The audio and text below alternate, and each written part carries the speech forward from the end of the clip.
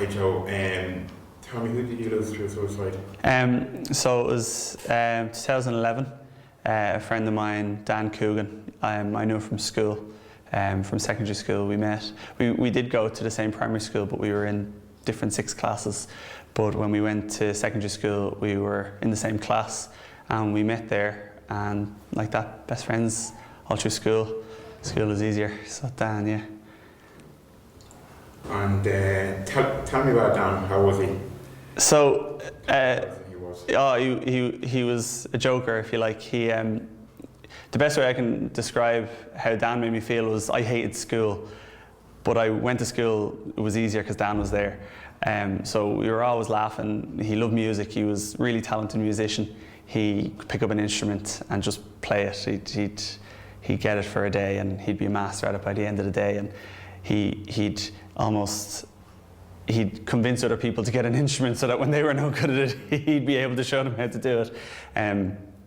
But yeah, he was just a happy guy, easygoing. Nothing seemed to faze him. He took each day as it came, all through school. And he was quiet if you didn't know him, but if you knew him, he was always funny. We'd sit beside each other in as many classes as we were let, and we'd just laugh all the time. But yeah, he loved music. I think that was probably one of his biggest passions in life, was music and guitar and things like that. What age was Dan? Dan was 20 when he died. He hadn't turned 21 yet. He died in November, and his birthday was in February, so he died just before his 21st birthday. So he was 20 years old. And do you remember where you were at the time? Absolutely. It was a Monday. It's the 7th of November. I was at home. It was the evening, and I was walking up my stairs up to my bedroom, and my phone rang. It was my other friend Darren, and it was strange because Darren wouldn't normally ring me. You know, we text each other if there was anything going on. He'd say, "You doing much tonight?" It would be a text. So I answered it, and I was, "Hello," and he just said, "Look, Dan's killed himself." And I remember I had to sit down on the bottom of the stairs, and I was at home, and it was just my mum was the only one home as well, and she sort of heard me on the phone. She looked in and she just saw me sitting down. I was still on the phone. I was talking to Darren, and it was really surreal.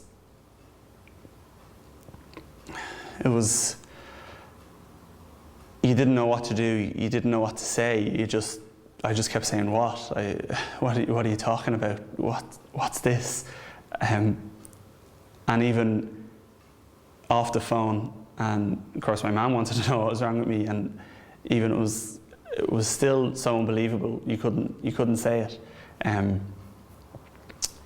But so a group of us then we met up that evening and just sort of sat in silence all night. The odd word of "I don't believe this" and that kind of thing, trying to figure out what happened really. But yeah, it was. I won't forget it. Would you remember the first thing that came to your mind when you heard the news? I think I just couldn't believe it. I think I said "what" over and over again. I'd seen Dan that Saturday. It was a Monday. He was in good form. We were at a party, and I couldn't believe it. I thought, this has to be wrong. We have to have it wrong. It couldn't be true. It seemed too, unlike Dan, if you like. It wasn't how it was like that. He was always so free-spirited, happy-go-lucky, and then to think that there was something so bad in his life, or that he thought was so bad in his life, that he wanted to die, or he wanted to end that part. It was just, I couldn't believe it. I couldn't fathom that that's what happened. Really. And did you ever feel any point anger towards Dan? I think in some ways a bit. It was I don't know if the anger was actually at Dan or at the situation. Because I'd had conversations before with other people and we talked about that, would we be angry? And I think more, why didn't you come and talk to me, as opposed to being angry at him, but almost in despair of, like, we talked, why didn't you come and talk to me about that? Why did we always talk about Family Guy or TV and it was more, I wouldn't say anger as like that disbelief of like, what the hell, like, why didn't you come and talk to me? Like, and then of course that turned into, why didn't I talk to him? Did he, you know, when he said that thing to me, did that mean something else? Should I have asked him, are you sad, are you upset, are you depressed, are you suicidal? And I didn't. And I think that's one of the things that sits on me the most, is could I have done something different? More so than could Dan have done something different. It's, should I have been looking out for things? Should I have been, instead of just always being so, if you like, superficial with everything, we looked at the outside, we didn't talk about our feelings, we just talked about what happened on TV or the newest video game, and it's just, I went over everything over and over in my mind as to like, was that a cry for help? Was that something he was trying to tell me, look, I need help here, and I never copped it, I didn't notice. And I think that was one of the biggest feelings I had at the start, was just, did I let my friend down? Because I didn't feel like he let me down. So my mind logically went to, I must have let him down. And would you remember the last conversation you had with him? It was at that party. We were at a 21st on the Saturday, and I remember we were in a hotel lounge type place, and he was going outside with some of the guys, and I said, because I was going to leave soon, I said, if I don't see you again, I'll talk to you soon. We were planning on going on to Amsterdam for his birthday, for his 21st, and I said, if I don't see you, I'll talk to you soon about that.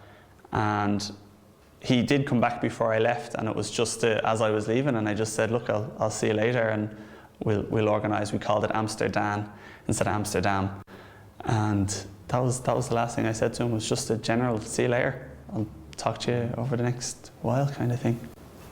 And losing your friend, how do you think this has affected you? I think it's made me consider, if you like, real things more. Like that, I would have always just didn't talk about stuff, just what's happening now, what's the newest video game or whatever. And it hit me like that, with that, how much did I let him down? Did I not do something that I should have done? That it made me realise that's what I should be doing.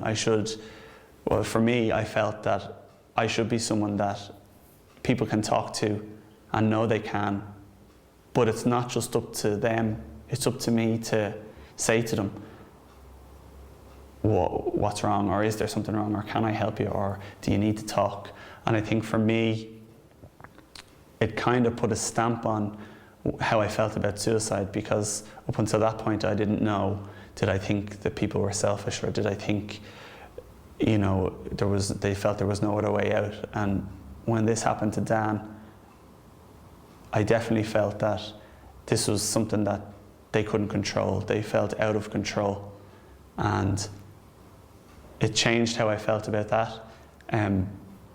Definitely, I think I became more aware of mental health than I had ever thought of. I'd never given it really much thought.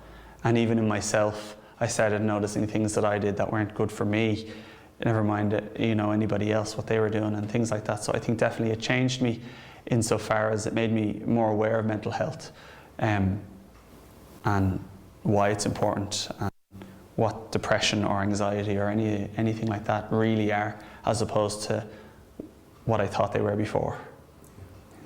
And in terms of like a new group of friends, how do you think everyone's coping with it? Like, would you still talk about it, or is it just?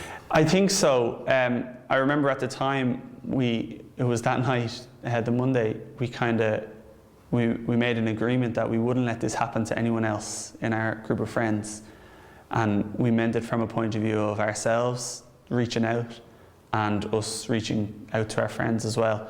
It affected each of us different. Definitely, there was some were angry, some were sad, some didn't know what to do. But definitely, I think it's had a similar effect on us all that it did to me. I think we're much more aware of the importance of talking about stuff, and just talk about it. You're having a crap day, talk about it. And just, you don't have to be embarrassed, you don't have to be scared. Just don't keep it on the inside, just say something. You mightn't get an answer, but at least there's someone else there beside you now. And that was definitely something that changed in all of us.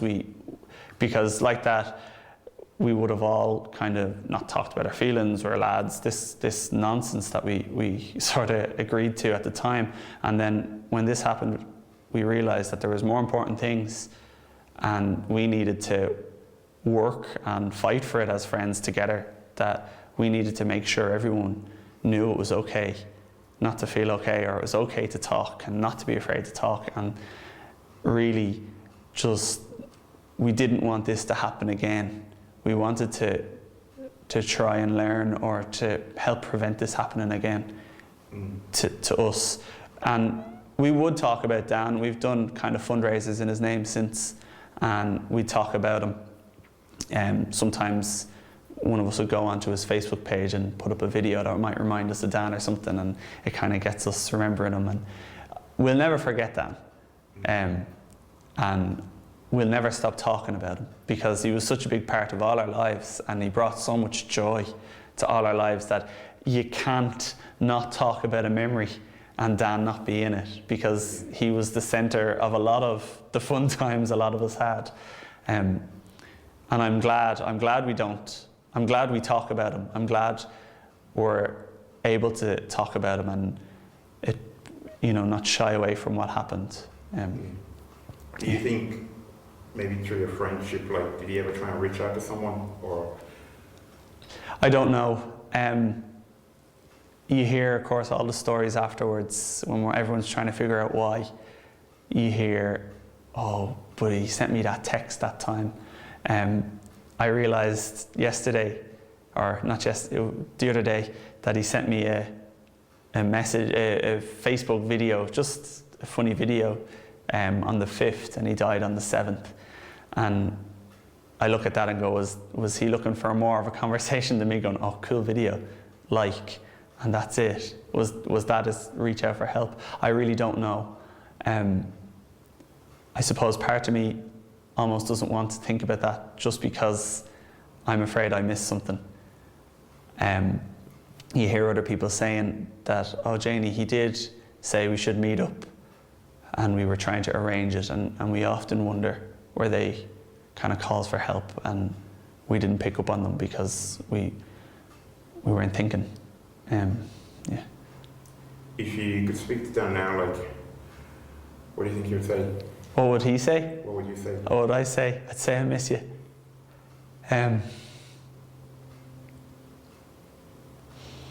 Every day.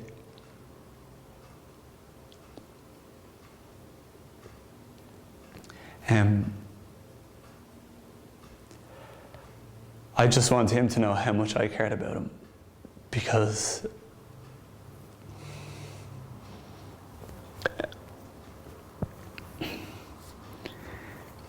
sometimes I'm afraid he didn't know, and that didn't help. But I'm sure he'd laugh at me right now. But I'd like him to know how much I cared about him, and I really miss him. I can just ask you, why are you talking about this? Sharing this story. I think it's really important that we get out of this society we're in of not talking about things.